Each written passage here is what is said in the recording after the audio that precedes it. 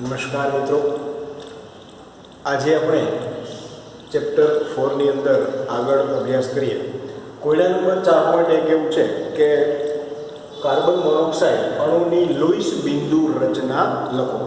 તો બિંદુ રચના લખવા માટે આપણે સૌથી પહેલાં તો જે પણ અણુની અંદર રહેલા પરમાણુઓની અંદર સંયોજકતા ઇલેક્ટ્રોન કેટલા છે એની જાણકારી મેળવવી પડે. તો અહીંયા કાર્બન પાસે 4 ઇલેક્ટ્રોન છે અને ઓક્સિજન પાસે 6 સંયોજકતા ઇલેક્ટ્રોન છે. ટોટલ 10 ઇલેક્ટ્રોન છે. બંનેનું અષ્ટક પૂર્ણ થાય એવી રચના આપણે કરવાની છે. તો અહીંયા કાર્બન અને ઓક્સિજન એમની વચ્ચે ટ્રિપલ બંધ થશે, પણ એ ટ્રિપલ બંધની અંદર કાર્બનના 2 ઇલેક્ટ્રોન અને ઓક્સિજનના 4 ઇલેક્ટ્રોન ભાગ લેશે. જો સમજો, મેં આજે ક્રોસની નિશાનીથી દર્શાવેલા છે એ ઓક્સિજનના ઇલેક્ટ્રોન છે અને જે ડોટ દ્વારા દર્શાવ્યા છે એ કાર્બનના ઇલેક્ટ્રોન છે. જો આ રીતે આપણે 3 ઇલેક્ટ્રોનની ભાગીદારી કરીએ, 6 ઇલેક્ટ્રોન કે જેમાં ઓક્સિજનના 4 છે, તો આ કાર્બનનું પણ 6 અને 2 8 અષ્ટક પૂર્ણ થશે. ઓક્સિજનનું પણ 6 અને 2 8, એટલે એનું અષ્ટક છે એ પૂર્ણ થશે. જો 2 ઇલેક્ટ્રોનની ભાગીદારી કરશું તો એનું અષ્ટક પૂર્ણ થશે નહીં. એટલા માટે ઓક્સિજનના 4, જેમાં આ એક બંધ છે એ સવર્ગ સહસંયોજક બંધ, જેના વિશે આપણે આગળ અભ્યાસ કરશું, કે જેમાં બંધમાં એક જ પરમાણુના 2 ઇલેક્ટ્રોન ભાગ લે છે. અહીંયા આ બંધની અંદર એક કાર્બન એક ઓક્સિજનનો, આ બંધની અંદર પણ એક કાર્બન અને એક ઓક્સિજનનો ઇલેક્ટ્રોન ભાગ લે છે. તો આ બિંદુ નિરૂપણ છે કાર્બન મોનોક્સાઇડ. અહીંયા આપણે આ રીતે પણ દર્શાવી શકીએ કે 3 બંધ, ટ્રિપલ બંધ, કાર્બન પાસે 2 અબંધકારક ઇલેક્ટ્રોન અને ઓક્સિજન પાસે પણ 2 અબંધકારક ઇલેક્ટ્રોન યુગ્મ રહે છે. આવી જ રીતે આપણે નાઇટ્રાઇટ આયન એટલે કે NO2- ની લુઈસ રચના જોવી હોય તો નાઇટ્રોજન પાસે 5 અબંધકારક સંયોજકતા ઇલેક્ટ્રોન, ઓક્સિજનના 2 એટલે 6 દુ ને 12 અને -4 છે, મતલબ એક વધારાનો ઇલેક્ટ્રોન છે. એટલે ટોટલ 18 ઇલેક્ટ્રોન સંયોજકતા ઇલેક્ટ્રોન થયા. આ 18 સંયોજકતા ઇલેક્ટ્રોનની ગોઠવણીથી આપણે 3 પરમાણુનું અષ્ટક પૂર્ણ કરીએ. આગળ આપણે ભણી ગયા એ મુજબ કે જેની વિદ્યુત ઋણતા ઓછી હોય એને મધ્યસ્થ પરમાણુ તરીકે રાખીએ અને બંને બાજુ ઓક્સિજન છે. અહીંયા મેં એક ક્રોસ તરીકે દર્શાવ્યો છે. એ આ માઇનસ એટલે કે એક વધારાનો ઇલેક્ટ્રોન છે. આ ઓક્સિજનના 2 4 અને 6 ઇલેક્ટ્રોન, આ નાઇટ્રોજનનો ઇલેક્ટ્રોન ને વધારાના ઇલેક્ટ્રોન વચ્ચે એક બંધ બને, એટલે કે આ ઓક્સિજન ઉપર એક માઇનસ ચાર્જ રહેશે. નાઇટ્રોજન પાસે 2 અબંધકારક, 2 આ ઓક્સિજન સાથે ડબલ બોન્ડમાં ભાગ લેશે અને એક ઇલેક્ટ્રોન છે એ ઓક્સિજન સાથે બંધ બનાવશે. એટલે નાઇટ્રોજનના 2 4 અને 4, આ નાઇટ્રોજનનું અષ્ટક પૂર્ણ થઈ ગયું, આ ઓક્સિજનનું અષ્ટક પૂર્ણ થઈ ગયું.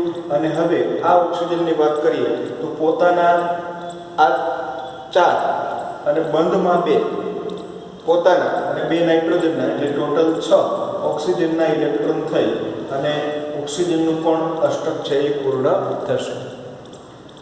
અને આ જે ઇલેક્ટ્રોન છે આ બાજુ પણ દર્શાવી શકાય, એટલે કે એની 2 શક્યતા છે, જેને સંસ્પંદન બંધારણ પણ આપણે કહેશું. કે જો વધારાનો ઇલેક્ટ્રોન છે એ આ બાજુ હોય તો આ ઓક્સિજન ઉપર માઇનસ ચાર્જ આવે, અને વધારાનો ઇલેક્ટ્રોન આ બાજુ હોય તો આ ઓક્સિજન ઉપર માઇનસ ચાર્જ આવે. અહીંયા ડબલ બોન્ડ આ બાજુ છે, ડબલ બોન્ડ અહીંયા ચેન્જ થઈ જશે. બરાબર, એક જ ફેરફાર જે છે.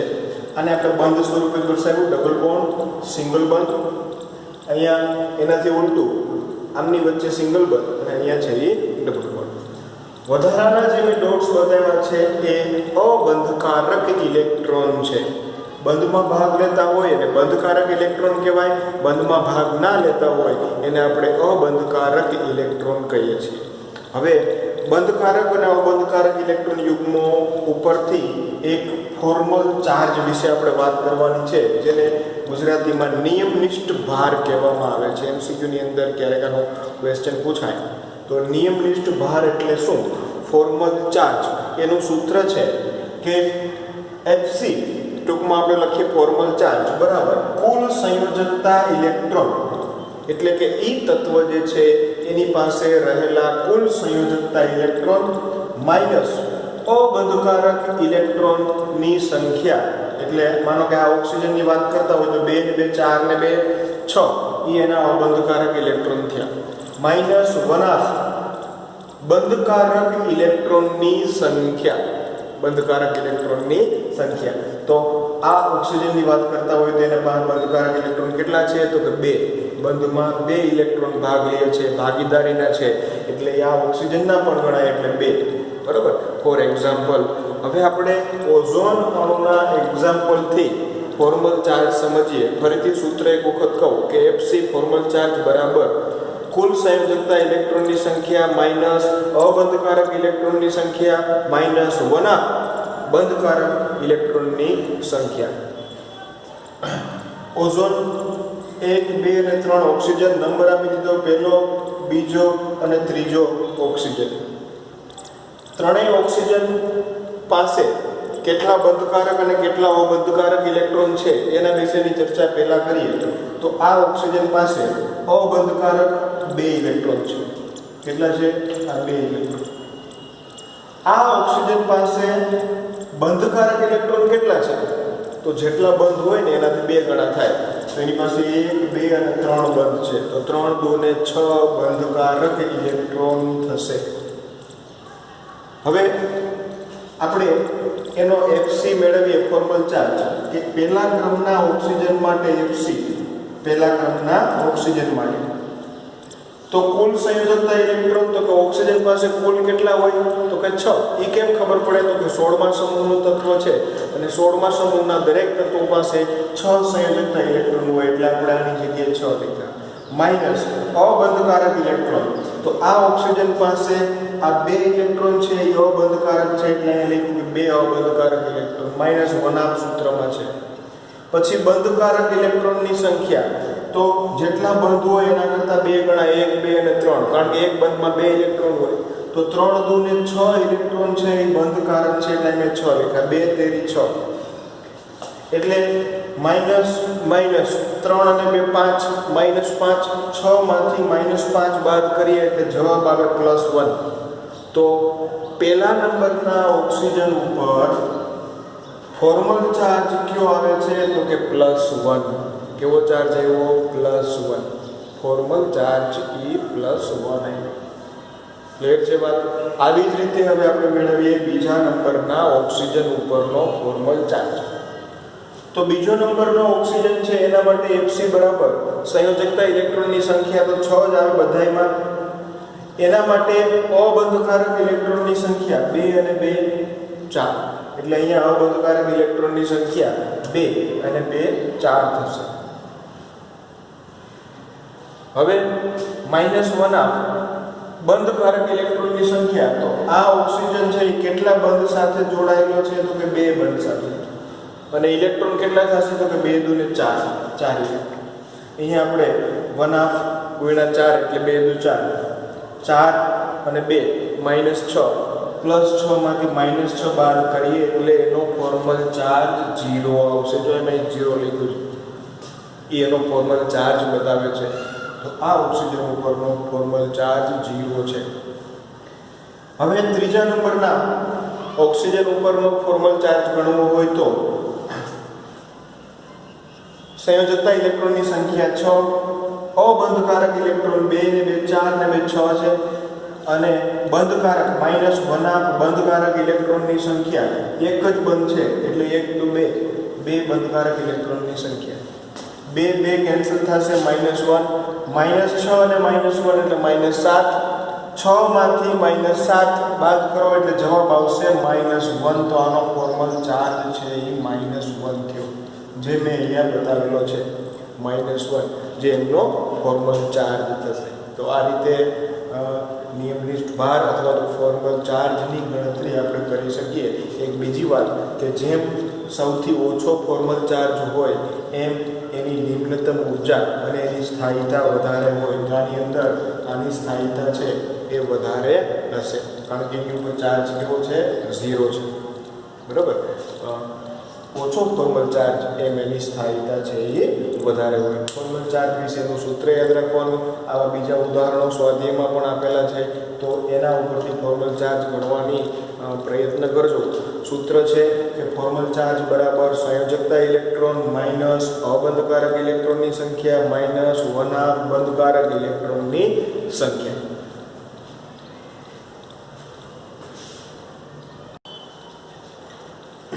આપણે જે અષ્ટકનો નિયમ ભણ્યા એની અંદર ક્યાંક ક્યાંક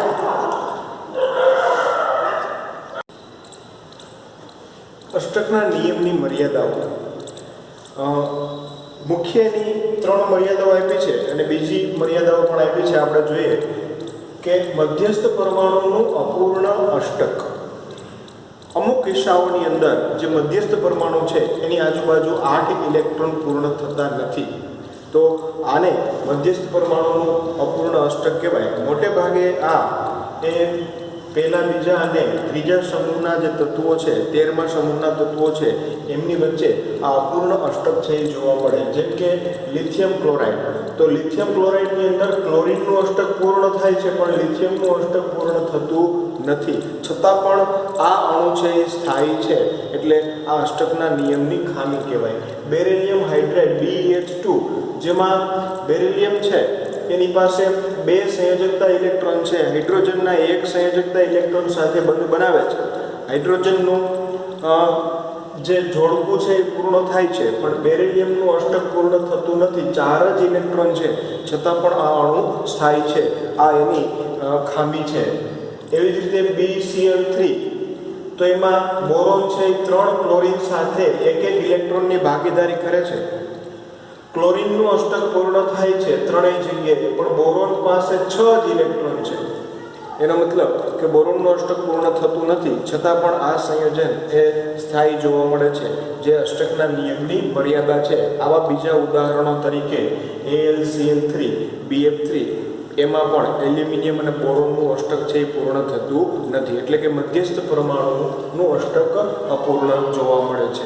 બીજી ખામી કે એકી ઇલેક્ટ્રોન અણુઓ, કે જેવા અણુઓ કે એની અંદર એકી સંખ્યામાં ઇલેક્ટ્રોન હોય, તો તેમાં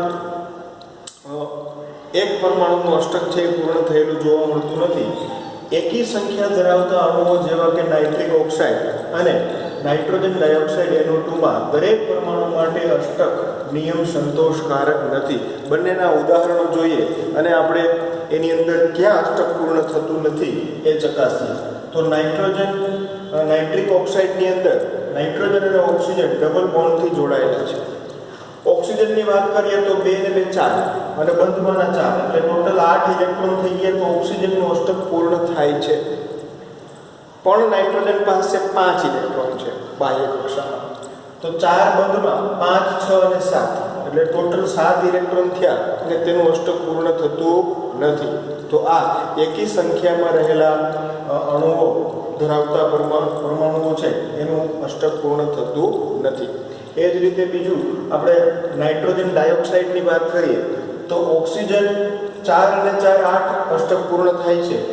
આ ઓક્સિજન પાસે 2, 2 4, 2 6 અને 2 બંધમાંના, એટલે કે 8 ઇલેક્ટ્રોન અષ્ટક પૂર્ણ થાય છે. પણ મધ્યસ્થ નાઇટ્રોજન પરમાણુ પાસે 2, 4, 5, 6 અને 1 7, એનું ઇલેક્ટ્રોન 7 થાય છે, એટલે કે અષ્ટક પૂર્ણ થતું નથી. તો આ રીતે નાઇટ્રોજન વચ્ચે જે રહેલો મધ્યસ્થ પરમાણુ નાઇટ્રોજનનું અષ્ટક અહીંયા પૂર્ણ થતું નથી. એનું કારણ કે એની પાસે એકી સંખ્યામાં ઇલેક્ટ્રોન ધરાવે છે.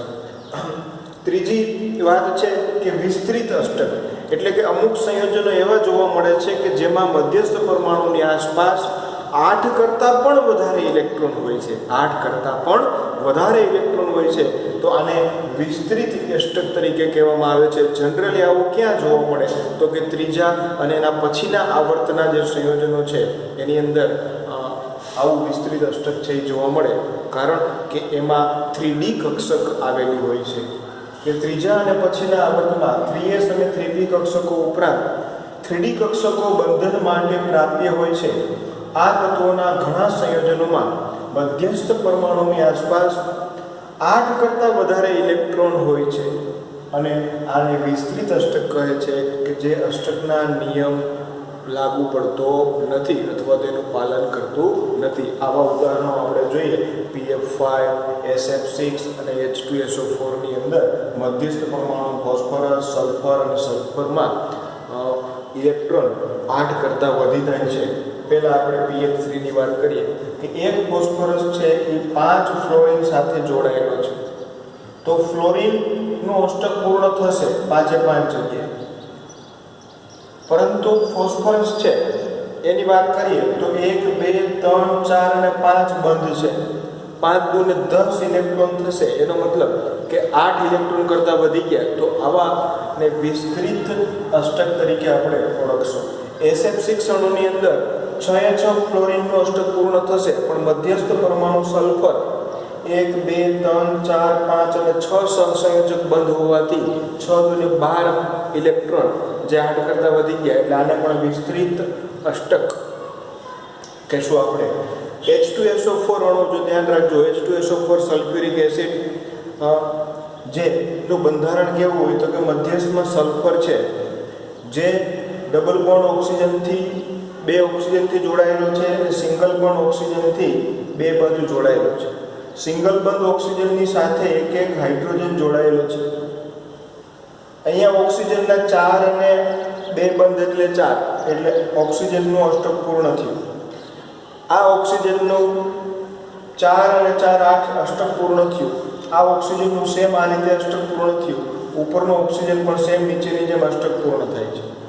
મધ્યમાં રહેલા સલ્ફરની વાત કરીએ તો સલ્ફર સાથે 6 બંધ છે. 2 ને 2 4 અને 2 6 બંધ. 6 બંધ હોય તો 12 ઇલેક્ટ્રોન હશે, એટલે કે સલ્ફરનું વિસ્તૃત અષ્ટક જોવા મળે છે. તો આ રીતે આ જે ઉદાહરણો છે એ વિસ્તૃત અષ્ટકના ઉદાહરણો છે. તો ખામીની અંદર પહેલાં આપણે જોયું અપૂર્ણ મધ્યસ્થ પરમાણુનું અપૂર્ણ અષ્ટક, બીજી વાત કરી એકી ઇલેક્ટ્રોનવાળી, અને ત્રીજી વાત કરી વિસ્તૃત અષ્ટક જોવા મળે છે અમુક સંયોજનોની અંદર. અષ્ટકના નિયમની બીજી ખામીઓ જોઈએ. અષ્ટકના નિયમની બીજી ખામીઓ, એમાં પહેલું કે અષ્ટક નિયમ ઉમદા વાયુઓની રાસાયણિક નિષ્ક્રિયતાના પાયા પર આધાર રાખે છે. આપણને વાત કરી કે ભાઈ ઉમદા વાયુઓ કે જેની બાહ્યતમ કક્ષામાં 8 ઇલેક્ટ્રોન હોય, જે નિષ્ક્રિય છે, એના પાયા ઉપર જ આ અષ્ટકનો નિયમ છે એ લાગુ પડે છે. પણ અમુક સંયોજનો ઉમદા વાયુના જે છે એ પણ ક્રિપ્ટોન અને ઝેનોન સાથે સંયોજનો બનાવે, જે અષ્ટકના નિયમથી સમજાવી શકાતું નથી. આમ છતાં કેટલાક ઉમદા વાયુઓ જેવા કે ઝેનોન Xe અને ક્રિપ્ટોન Kr ઓક્સિજન સાથે અને ફ્લોરિન સાથે સંયોજન બનાવે છે, જે આપણે 12મા ધોરણની અંદર ચેપ્ટરની અંદર ભણવાના છીએ. અને ઝેનોન ફ્લોરાઇડ XeF2, KrF2 અને XeOF2 વગેરે સંયોજનો બનાવે, જે અષ્ટકના નિયમથી સમજાવી શકાતું નથી. આ સિદ્ધાંત અણુઓના આકાર વિશેની કોઈ પણ માહિતી આપતો નથી. તે અણુઓની સાપેક્ષ સ્થાયિતા પણ સમજાવતો નથી. આ એની ખામીઓ છે. અને અણુની ઉર્જાની બાબતમાં એ સાયલેન્ટ છે. કોઈ પણ જાતની ચર્ચા એના વિશે કરવામાં આવી નથી. તો આ બધી અષ્ટકના નિયમની ખામીઓ છે. આપણે આગળ 3 ખામીઓ જોઈ, અને આ જે બીજી ખામીઓ કે ઉમદા વાયુઓ છે એ પણ અમુક સંયોજનો બનાવે છે જે અષ્ટકના નિયમથી વિરુદ્ધ છે. એની આકાર સમજાવતો નથી અને સ્થાયિતા વિશે પણ કોઈ પણ માહિતી આપતો નથી. હવે આપણે આયનીય અથવા તો વિદ્યુત સંયોજક બંધ વિશેની વાત કરીએ. આયોનિક અથવા તો ઇલેક્ટ્રોવેલન્ટ બોન્ડ. તો આના વિશે આપણે થોડુંક આગળ મેં ચર્ચા કરી હતી કે આયનીય બંધ કોની સાથે બને, જેની ધન આયન અને ઋણ આયન ઝડપથી બની જતા હોય. તો પહેલા સમૂહના તત્વો ઝડપથી ધન આયન બનાવે, 17મા સમૂહના તત્વો ઝડપથી ઋણ આયન બનાવે. બીજી વાત કહીએ તો કે જેમની આયનીકરણ એન્થાલ્પી ઓછી હોય, 17મા સમૂહની ઇલેક્ટ્રોન પ્રાપ્તિ એન્થાલ્પી વધુ ઋણ હોય, આવા સંયોજનો ઝડપથી જોડાય અને એમની વચ્ચે જે બંધ બને એને આપણે આયનીય બંધ કહીએ. તો આયનીય બંધ બનવા માટે શું જરૂરી છે? તો એ 2 વાત પહેલાં આપણે કીધી છે કે આયનીય સંયોજનો નીચેની બાબત પર આધાર રાખે. પહેલી બાબત કે તટસ્થ પરમાણુમાંથી ધન અને ઋણ આયનોની બનવાની સરળતા, ઝડપથી ધન આયન બનવો જોઈએ અને ઝડપથી ઋણ આયન બનવો જોઈએ, તો જ એ બંને ધન આયન અને ઋણ આયન એકબીજા સાથે પરસ્પર આકર્ષણ બળોથી જોડાય અને એમની વચ્ચે આયનીય બંધ છે એ બને છે. બીજી વાત કે ઘનમાં, સોલિડમાં ધન અને ઋણ આયનોની ગોઠવણી વચ્ચે કે સ્ફટિક સંયોજનોની ગોઠવણી એટલે કે સ્ફટિક સંયોજનોની જે લેટીસ રચના ત્રિપરિમાણીય જાળીદાર રચનામાં ગોઠવાય છે એ બંને પરિબળો ઉપર આધારિત છે. પહેલું, ધન અને ઋણ આયન ઝડપથી સરળતાથી બનવા જોઈએ અને બીજું, એની ગોઠવણી ત્રિપરિમાણીય જાળીદાર ગોઠવણી થવી જોઈએ. આનું એક ઉદાહરણ NaCl નું છે કે NaCl નો સ્ફટિક ત્રિપરિમાણીય જાળીદાર ગોઠવણીમાં થાય છે. એક Na ફરતે 6 Cl અને એક Cl ની ફરતે 6 Na ત્રિપરિમાણીય જાળીદાર ગોઠવણીમાં ગોઠવાયેલા હોય છે. આપણે આયનીય બંધ બનવા માટે કે કોઈ એક ધાતુ વાયુરૂપ સ્વરૂપમાં હોય, એક ઇલેક્ટ્રોન ગુમાવી અને ધન આયન બને, આના માટેની એન્થાલ્પી એટલે કે આયનીકરણ એન્થાલ્પી કેવી હોવી જોઈએ? ઓછી. મોટે ભાગે ધન આયન કોણ બને? તો કે ધાતુઓ બનતા હોય છે. કોણ બનતા હોય છે? ધાતુઓ. આ NH4 એક અપવાદ છે કે જે અધાતુઓથી પણ ધન આયન છે એ બનતો હોય છે. બાકી મોટે ભાગે ધાતુઓથી ધન આયન બનતા હોય છે. તો આ જે આયનીકરણ એન્થાલ્પી એની ઓછી હોવી જોઈએ, એટલે કે ઇલેક્ટ્રોન દૂર કરવા માટે ઓછી ઉર્જા આપવી પડે. ઇલેક્ટ્રોન પ્રાપ્તિ એન્થાલ્પીની વાત કરીએ કે કોઈ એક હેલોજન તત્વ વાયુરૂપ સ્વરૂપમાં છે, એક ઇલેક્ટ્રોન મેળવી અને ઋણ આયન બનાવે છે, તો એના માટેની જે ઉર્જા છે એને આપણે ડેલ્ટા Hgh ઇલેક્ટ્રોન પ્રાપ્તિ એન્થાલ્પી કહીએ. આ ઇલેક્ટ્રોન પ્રાપ્તિ એન્થાલ્પી વધુ ઋણ હોવી જોઈએ. જો ઓછી આયનીકરણ એન્થાલ્પી અને વધુ ઋણ ઇલેક્ટ્રોન પ્રાપ્તિ એન્થાલ્પી ધરાવતા આયનો એકબીજા સાથે જોડાય, આકર્ષણ બળ પામી અને સરળતાથી આયનીય બંધ બનાવી શકે છે. સમજાણી વાત?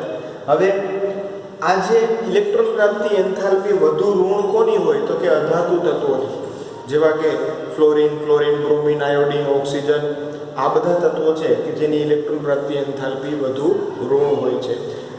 આમની વચ્ચે બંધ બને એને આપણે આયનીય બંધ કહીએ છીએ. આયનીય બંધ બનવા માટે એની જે સ્ફટિક ત્રિપરિમાણીય જાળીદાર રચના છે એ પણ ખૂબ મહત્વનો ભાગ ભજવે છે. માત્ર આયનીકરણ એન્થાલ્પી અને ઇલેક્ટ્રોન પ્રાપ્તિ એન્થાલ્પીના મૂલ્યો ઉપરથી આપણે આયનીય બંધની ચર્ચા કરી શકતા નથી. એમાં સ્ફટિક રચના પણ ની ધ્યાન લેવું ખૂબ જરૂરી છે કે આયનીય સંયોજનો સ્ફટિક અવસ્થામાં હોય છે. ધન આયન અને ઋણ આયનની કુલંબીય પારસ્પરિક ક્રિયા ઉર્જાથી સાથે જોડાય અને ક્રમબદ્ધ ત્રિપરિમાણીય ગોઠવણી ધરાવે છે. એક જાળીદાર ક્રમબદ્ધ ગોઠવણી છે એ આયનીય સ્ફટિકની અંદર જોવા મળે છે. આ રચનાને સ્ફટિક રચના કહેવાય. ધોરણ 12 ની અંદર પહેલું ચેપ્ટર છે સોલિડ સ્ટેટ, ઘન અવસ્થા, એની અંદર આપણે આવી ત્રિપરિમાણીય જાળીદાર ગોઠવણીની ચર્ચા કરશું. એમાં એની પેકિંગ ક્ષમતા વિશે પણ વાત કરશું. એની અંદર રહેલા કેટલા પરમાણુઓ ગોઠવાય છે એના વિશે પણ ચર્ચા કરશું. કેવી રીતે પરમાણુઓ ગોઠવાય છે એની પણ ચર્ચા ધોરણ 12 ના પહેલા ચેપ્ટરની અંદર કરશું.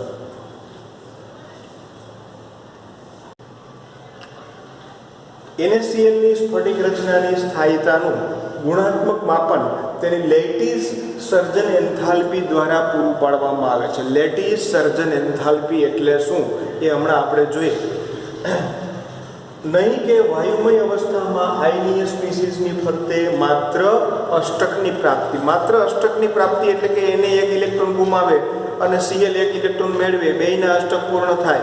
માત્ર ને માત્ર અષ્ટક ઉપરથી એની જે સ્ફટિક રચનાની સ્થાયીતા સમજાવી શકાતી નથી. એ સમજવા માટે આપણે એની લેટીસ સર્જન એન્થાલ્પી એટલે કે 1 મોલ Na+ અને 1 મોલ Cl- અનંત અંતરે છે એમને નજીક લઈ આવી પરસ્પર આકર્ષણ ક્રિયાથી 1 મોલ NaCl ની સ્ફટિક રચના બનવા માટેની જે ઉર્જા છે એને આપણે લેટીસ સર્જન એન્થાલ્પી કહીએ. લેટીસ એન્થાલ્પી એટલે શું? જો સ્ફટિકને તોડવા માટેની જે ઉર્જા છે એના માટે લેટિસ એન્થાલ્પી અને પાછો ભેગા કરવા માટેની વાત કરશું તો ત્યાં આ શબ્દ વાપરશું લેટિસ સર્જન એન્થાલ્પી. બે મૂલ્ય સેમ હોય પણ એક પ્લસ હશે અને એક છે એ માઇનસ હશે. કે એક મોલ ઘન સંયોજનને સંપૂર્ણપણે આપણે NaClનું ઉદાહરણ તરીકે લઈ લઈએ કે NaCl એક મોલ છે ઘન સ્વરૂપે, તેને વાયુમય ઘટકીય સંયોજનોમાં ફેરવવા માટે એટલે કે વાયુમય ઘટકીય આયનોમાં એટલે કે એક મોલ Na+ વાયુ અને એક મોલ Cl- વાયુમાં ફેરવવા માટે જરૂરી ઉર્જાને લેટિસ એન્થાલ્પી કહે છે. જો સમજો ઉદાહરણ તરીકે આપણે જોઈએ NaClની લેટિસ એન્થાલ્પી 788 કિલોજૂલ પ્રતિ મોલ છે. આપણે અહીંયા સ્ફટિકને તોડી અને પાછું એને વાયુ સ્વરૂપમાં લઈ ગયા એટલે ઉર્જા આપવી પડી એટલે પ્લસ છે, પ્લસ 788 કિલોજૂલ પ્રતિ મોલ. પણ જ્યારે બેયને આનાથી વિરુદ્ધ ઘટના કરીએ તો એનું મૂલ્ય છે એ -788 કિલોજૂલ પ્રતિ મોલ થશે. એને આપણે કહીશું લેટિસ સર્જન એન્થાલ્પી. ઓકે, તો કે એક મોલ NaCl માંથી એક મોલ Na+ અને એક મોલ Cl- ને અનંત અંતરે ફેરવવા માટે જે ઉર્જા છે એને કહેવાય લેટિસ એન્થાલ્પી. અને NaClના ઉદાહરણ માટે કેટલું છે 788 કિલોજૂલ પ્રતિ મોલ ઉર્જાની જરૂર પડે છે. આનાથી વિરુદ્ધ ઘટના કે એક મોલ Na+ અને Cl- માંથી બંને એક મોલ છે, એક મોલ NaClનું સર્જન કરવા માટે જે લેટિસ સર્જન એન્થાલ્પી છે એ -788 કિલોજૂલ પ્રતિ મોલ છે. બંને એકબીજાથી વિરુદ્ધ છે. આનું આપણે સ્ફટિકમાંથી Na+ અને Cl- છૂટા કર્યા હતા, એ પ્લસ આવ્યું અને Na+ અને Cl- ને જોડી અને સ્ફટિક બનાવ્યો એટલે એનું સર્જન કર્યું લેટિસ સર્જન એન્થાલ્પી જે -788 કિલોજૂલ પ્રતિ મોલ છે. તો આ રીતે લેટિસ એન્થાલ્પી છે એ માત્ર ને માત્ર અષ્ટકના નિયમ પરથી સમજાવી શકાતી નથી. આ સ્ફટિકની ભૌમિતિક રચના ઉપર પણ આધારિત છે લેટિસ એન્થાલ્પી. તો આ લેક્ચરની અંદર આપણે સૌથી પહેલાં ફોર્મલ ભાર વિશે, ફોર્મલ ચાર્જ વિશેની વાત કરી, એના પછી આયનીય બંધ અષ્ટકના નિયમની ખામીઓ વિશેની ચર્ચા કરી, પછી આયનીય બંધ વિશે ચર્ચા કરી અને છેલ્લે લેટિસ એન્થાલ્પી વિશેની ચર્ચા કરી.